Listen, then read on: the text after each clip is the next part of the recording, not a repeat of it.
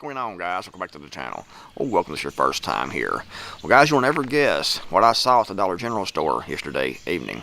I have one about 4 miles from where I live here, and I go out there to buy my little dog, my little Chihuahua, Baloney. She is 15 years old, going on 16, and she is addicted to that nasty baloney. I can't stand the stuff myself. To me, it's just nasty, but she loves that stuff, and at her age, I wanted to keep her happy. She's been a good dog. I've had her all of her life since she was about this big.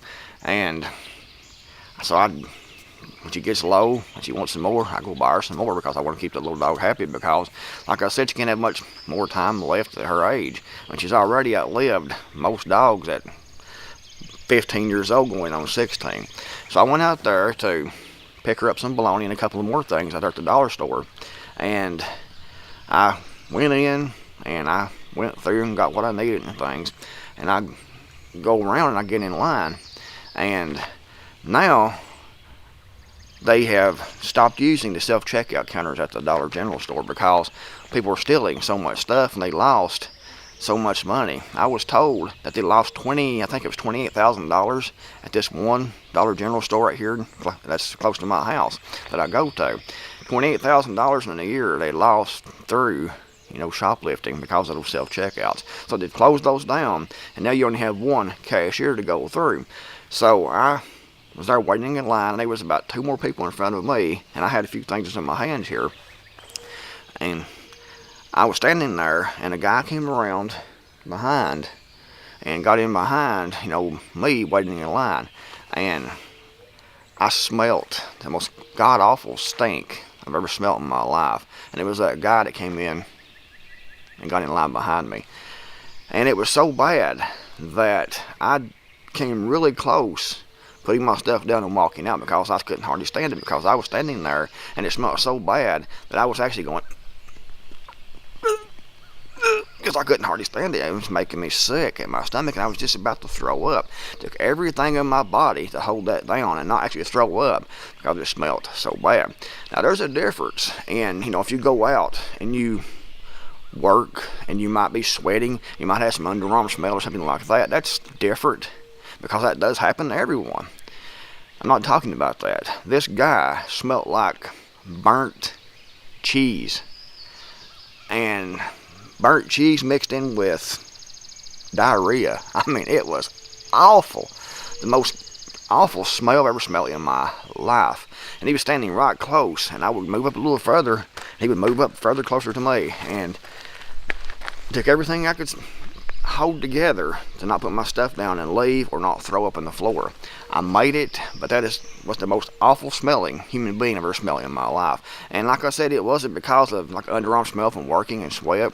It was just stank from laziness, being too lazy to wash yourself. Water is cheap. It rains here all the time. It rained here last night. If you can't afford to have no water in a shower, you could get a bucket and put it outside, get some water, and get a bar of soap, and you could actually wash with that. But people, I guarantee you, he has running water, he has a shower, he has a bathtub, he's just too lazy to use it, and doesn't care, if he stinks or not. Unfortunately, there's more people than we want to admit to that are like that, because I've smelled people before. But that was probably one of the worst ones. So the moral of this video is, wash before you go out in public. And like I said, if you're working and you have some underarm smell or something like that, that's different. I try not to do that. I try before I go out in public, if I've been working somewhere, to actually clean up and wash up. But if you can't, if you're working on a job and you stop off, from where you've been working at, like at a sawmill or something, you've been sweating all day and you go in and you have an underarm smell, that's different. That's someone working, that's a working person. They go home, they take a shower and get dressed the next day. I respect that. But this guy, it was just stink from not washing. And not washing for what smelled like weeks. I mean, could he not smell himself? That was pathetic, and it was awful. Don't do that. If you're one of these people that is too lazy to wash your rear end, to take a bath, take a shower, to even take a rag and some soap and wash yourself off before you go out in public, then don't do that. Take the time, take 5 minutes to at least wash, your body and not stink everyone out of the store, because that was the most awful smell I've smelled in my life. And there's no excuse for it. Water's cheap, especially here. It rains all the time, like I said. My water bill here is $22 a month.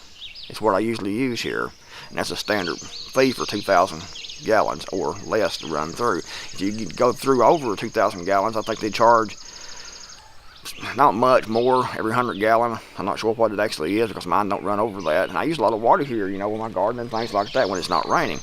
But like I said, it rains pretty much every week here. Soap, you can get dish soap, I mean a whole bottle, and use that if you don't have anything else. Bar soap, it's cheap. It's just laziness. It's sad that someone could be so lazy that they couldn't wash. And it was horrible.